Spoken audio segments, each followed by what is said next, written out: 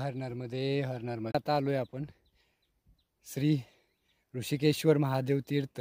ही अशी मैयाच्या कडनं रस्ता आहे, ही पूर्ण अशी ही पूर्ण पायवाट. आणि पुढे बघतोय आपण हे चिडी संगम आहे.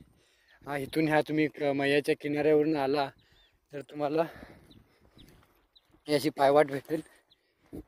आणि इथून हे जवळ आहे, 2 ते 3 किलोमीटर अंतर आहे फक्त. इथून आहे पुढच्या साईडला दिसतंय अजूनही 3 किलो इथले 4 किलोमीटर असेल, जास्त काय नाही आहे.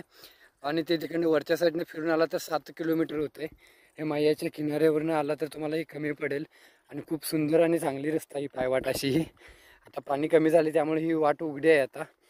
हे बघा मैयाच्या इथं खूप सारे पक्षी बसलेत, खूप सुंदर. त्वदीय पाद पंकजम नमामि देवी नर्मदे, नमामि देवी नर्मदे, नमामि देवी नर्मदे. खूप सुंदर. आता मागच्या साईडला जे तीर्थ गेलं, आदित्य तीर्थ, साक्षात आदित्य माता ने तिथं तप केलेली तपभूमी आहे तिथे.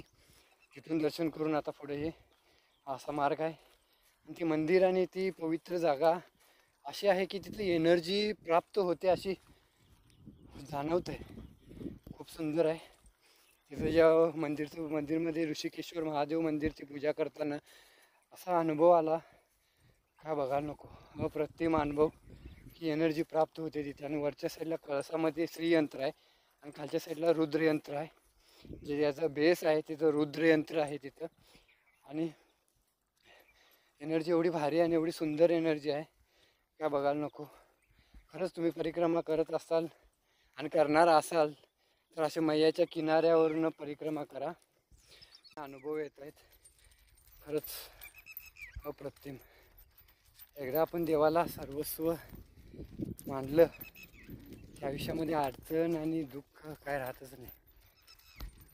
नर्मदे हर नर्मदा मातेला प्रार्थना करतोय मी रोज की जास्तीत जास्त मला हा असा मैयाच्या कडनं, जसं मैया असं आपला हात धरून परिक्रमा करते अशी मैयाच्या किनारी रस्ता असू दे. आणि जसं पुढे येईल तसं पूर्ण रस्ता असा रिकामा भेटायला आहे. मैयाचं पाणी कमी व्हायला लागले त्यामुळं पूर्ण किनाऱ्यावरनं परिक्रमेचा आनंद एवढा येतो का बघायला नको. आईला प्रार्थना केल्यानंतर नाही आपल्या लेकराचं सोय ऐकतेच, तसंच सगळ्या इच्छा पूर्ण होत आहेत. बस काय इच्छा राहिल्याच नाहीत आता आयुष्यामध्ये.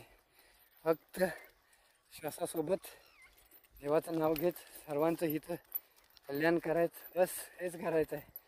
कुणाच्या विषयी वाईट चिंतायचं नाही आणि कुणाला वाईट मार्गदर्शन करायचं नाही.